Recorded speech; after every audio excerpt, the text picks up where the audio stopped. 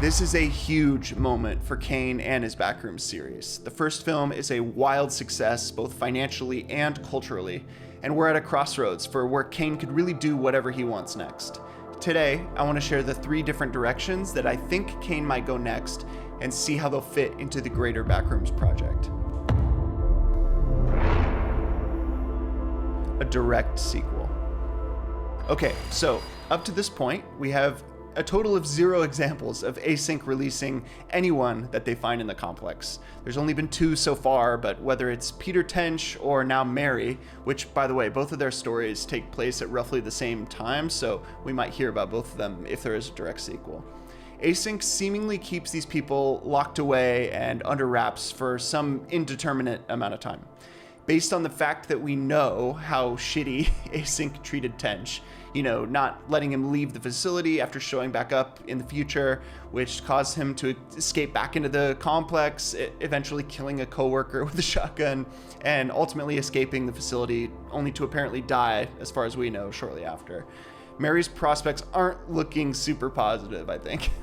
Plus, based on the dialogue between Phil and Mary at the end, even though Phil wouldn't confirm that they were gonna let Mary go, I feel like they made it pretty clear by him saying, "That decision's not up to me." Async has too much on the line to just release these people out into the world, potentially, trying to take the company down by sharing what they're actually doing. The most common theory I've heard as to what Mary's future looks like is that her only hope of not just becoming Async's lab rat prisoner is for her to join their research team.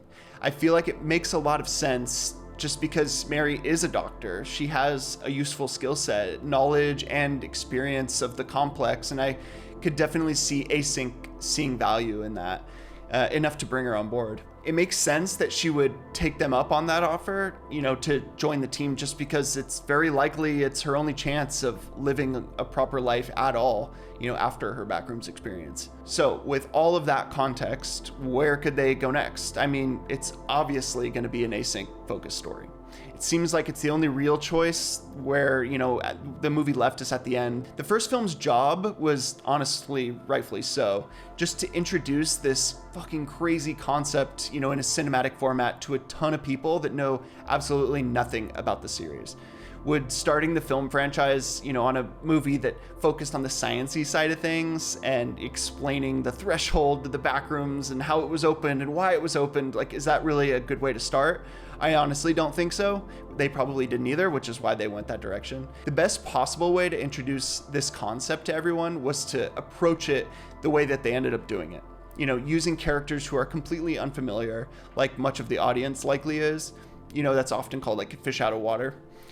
Still teasing the Async side of things as you get later in the film and their involvement, but really leaning into the mystery and the discovery of the complex from total outsiders. That being said, once that introduction is established, which was done fucking perfectly, in my opinion, now you can come at it with this totally different angle, much deeper. You can really lean into that science-y, corporate and government conspiracy kind of side of things and go into a really cool, new, interesting direction. But most importantly of all, we get to finally lean into the man, the myth, the legend, Ivan Beck. This is a super important moment just because if you've been following the project at all, which most of my audience has, Kane's told us that he's both the antagonist and protagonist of all of it.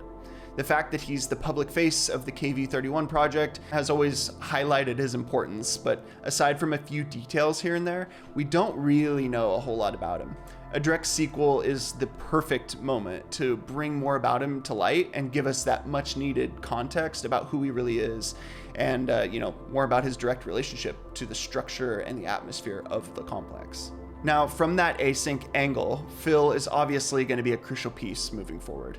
I could see the possibility of Phil and maybe Mary, teaming up and becoming co-protagonists of the movie, much like Clark and Mary kind of were in the first film. Ooh, dude, wouldn't it be so awesome if Phil had some kind of change of heart and he and Mary end up working together, to try to take down Async from the inside, or at least slowly leak info that could help make that happen. Maybe Beck takes on the role of antagonist for the film, attempting to like crush their plans, once the company's, work gets discovered. I don't know. There's so many cool places you could take it, right? Oh, by the way, my favorite realization that I had after hearing Phil talk about Async, being an MRI company, was that wall drawing in Found Footage 1. It said, don't move, stay still. And now that holds so much more meaning, which is so sick. Like, obviously, Kane has mentioned before, that first video is a lot like a pilot, where not all of it's necessarily, canon. He doesn't consider it fully canon. So he probably didn't mean for that connection to be there from the jump. Maybe he did, but who knows? That being said, I love how he can go back and add context to his future plans. I just think that's so sick. Same goes for the design that they landed on for the still lifes too. I love that Kane and his team took that idea of MRI scans, mixed that with the idea of the complex misremembering reality, and gave the entities this look where elements have been copied. The bearded guy looks like he was scanned top to bottom, and the redheaded lady was very much scanned left to right. Almost like when you take a panoramic photo on your phone and the subject moves a little bit and you see them in different parts of the image captured multiple times. It's such a cool idea, dude. It's so cool. Just that perfect marriage of the original concept, the practical execution of it, and the movie's themes. It's awesome, man. So yeah, with that simple setup of focusing on async and everything on that side of the story, there's so many cool places you could go with it, and I'd definitely be a very happy guy if Kane and A24 went that direction. I feel like it would really start to feel like the YouTube series was fully brought into this new format. A new story. There is obviously so many ways that a relatively unrelated sequel could go, but I feel like the most obvious choice is not all that different from, the most likely direct sequel, Async. They should call it Backrooms, an Async story, like a crappy Star Wars spin-off or some shit. I don't have people. Solo. What? By the way, speaking of stupid names, something I found hilarious that here in Poland, the movie was called Backrooms Bez Wyjścia, or Backrooms No Way Out. Aside from Russia, I'm pretty sure that's the only other market that felt that this was necessary. It kind of bothers me to no end when distributors do stuff like this. I understand why they think they need to do this, but in my experience, they're just always fucking wrong. Some of the biggest Backrooms creators, aside from Kane, are Polish, at least the ones I'm familiar with. Funnily enough, one of them is based right here in my city, Wrocław. He did a few of these found footage ones, and he included all these different landmarks from Wrocław, which was really cool to see. I turned it on for the first time, and I was like, holy shit, that's where I live. Yeah, anyway, rant over. Okay, back to the async angle. The direct sequel async story and the indirect sequel, the new story, don't need to be the same though. You could just as well tell an async story that doesn't involve the story that was told in the first film. Rather than directly carry on the story points from the first, this sequel could, surround only async. Ivan Beck, expeditions into the complex. Maybe the film starts with Ivan's early life, tells the story with him as the protagonist, shows us the start of, Project KV-31, the opening of the threshold, so on.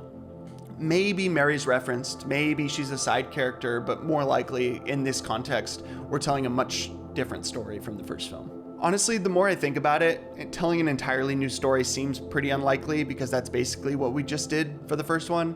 It seems much more likely that with async, really coming to the foreground at the end there, that they're really going to lean into that moving forward. A limited series. Now, I think most of you would agree, a limited series is by far the most exciting possibility. While Kane has very openly confirmed that he's, super interested in continuing or even ending the project with some kind of limited series, I think this is probably something that comes later rather than sooner. With the raging success of this first film, my gut tells me that all of Kane's production partners are super eager to lean into that momentum rather than switch gears right away to tell, a different story in a different medium with a very different revenue model. Obviously, this argument leans way more into the business side of things, but to be fair, that is kind of the reality of the industry, right? As far as we know, Kane's contract is very favorable, towards him and gives him a lot of control. But the choice between whether his next project is another film or the show that he talks about doing in the future, I imagine is something his production partners, hold more decision power on, but I'm kind of talking from the dark here. But yeah, like, dude, imagine a fucking anthology series where each episode has like a different protagonist and focuses on different aspects of the wider story, all leading up to the series like finale where Ivan might be this looming force, in the background of each of the previous episodes. And the finale brings all the different stories together and like giving the insight we've been teased with about Beck and like finally answering most of the project's biggest questions while also leaving a little, bit of mystery for us to argue the meaning of for like the rest of time. Kane could like really explore that solar symbolism and Beck's very important relationship with the complex, his memory loss, so on. I'd love the show to be like some kind of corporate thriller / conspiracy where we get all the politicking, of Async's administrative team and the DOE's involvement and all of that. Then other episodes could explore more of like, the earlier episodes, explore more of the lower level Async employees' perspectives and experiences and stuff like that as they devise plans to deal with the still lifes or the life form, explore deeper and deeper into the complex, into like new areas we haven't seen before, and maybe represent places that are deeper and deeper into the core of Ivan's mind, right? Something like that. I don't know. It could be really cool. When I think of the shows that I love, and I know Kane loves too, like Severance, I can totally imagine an amazing show that like, has an async coat of paint instead of Lumen, pretty much. Obviously, there'd be tons of other differences too. You wouldn't want to just do the same shit. But as a core, like, conceptualization of it, that idea slaps so hard. As much as I love film, telling a Backrooms story in a long-form TV format is such an exciting prospect. What I love so much about TV, and what everyone loves so much about TV, is how much like room there is to breathe narratively and how many more characters you can focus on and all that. Plus, you get so much more fucking content, which is the best. Think about most of our like minor complaints of the film. Like, we wanted more. We wanted more exploration, more of the found footage sequences, and this format would give us so much more room to explore all of that, both figuratively and literally. The constraints and the confinement of a film and the runtime, all the theaters, you don't want your movie to be too long because that's less butts and seats, less tickets sold, and like, so you really got to fit it into this box and this very specific structure. But like, when you're telling a story in this long form way, it's just a totally different experience. I ran this poll on my channel that a lot of you guys responded to, and asking like, should it be the direct sequel, a new story, or the limited series, stuff like that. And surprisingly, most of you just said a new story. Although someone pointed out too, I'll put it up, that like a new story and a direct sequel are kind of the same thing, because Async is likely, like I mentioned before, it's likely the angle that it takes, and like, so they kind of overlap in that way, right? But who knows, maybe Kane will take a giant left turn and really embrace the YouTube kids slop of the Backrooms and just make a bunch of that kind of content moving forward. Honestly, dude, no matter what he does, I think we're all going to be pretty well taken care of as longtime fans of the project. Kane has yet to disappoint or let us down, and like, the thing with the Backrooms that's so unique is that the complex, the space, is the main character. So no matter what way you take it, as long as the surrounding elements, and the characters and the themes are all there and well done, it's probably the right answer. There's so many reasons why the Backrooms as a concept works so well, but this idea that the main character is the place, is the setting, is the concept, it lends itself so well to telling the story in all its forms. But yeah, man. Also, being from San Jose myself, I'm just going to be happy regardless, because when I get to see my hometown, on the big screen as the main setting, yeah, it's just so cool. I'm kidding, obviously, but there was like so many moments in the film where, they would show this establishing shot of the Fremont foothills or Alum Rock or just Eastside San Jose, and I would point and look at the screen and go, ooh, I know that place. It was extra funny too, because the two places I saw the movie were first the Czech Republic and then in Poland. So I'm sure they were like, why is he getting so excited for some random establishing shot of this parking lot or some foothills? It just looks so almost irrelevant to them. But yeah, that was pretty funny. That reminds me, make sure you guys comment anything that you want to add or talk about. Not because I'm trying to like, engagement farm or whatever, but like, my friends, they're all back home in California. That's kind of irrelevant anyway, because none of them really are into the same shit that I am. They don't really care at all, So like, talking to you guys is really the best part of making these videos, because like, I don't really have a lot of people, unless I go on Reddit or something, to like really dive into the crazy shit, you know, the nitty gritty of all this stuff. So yeah, I love talking to you guys. I'll always be down in the comments. I try to respond to everybody. So yeah, with that, I think that'll do it for today.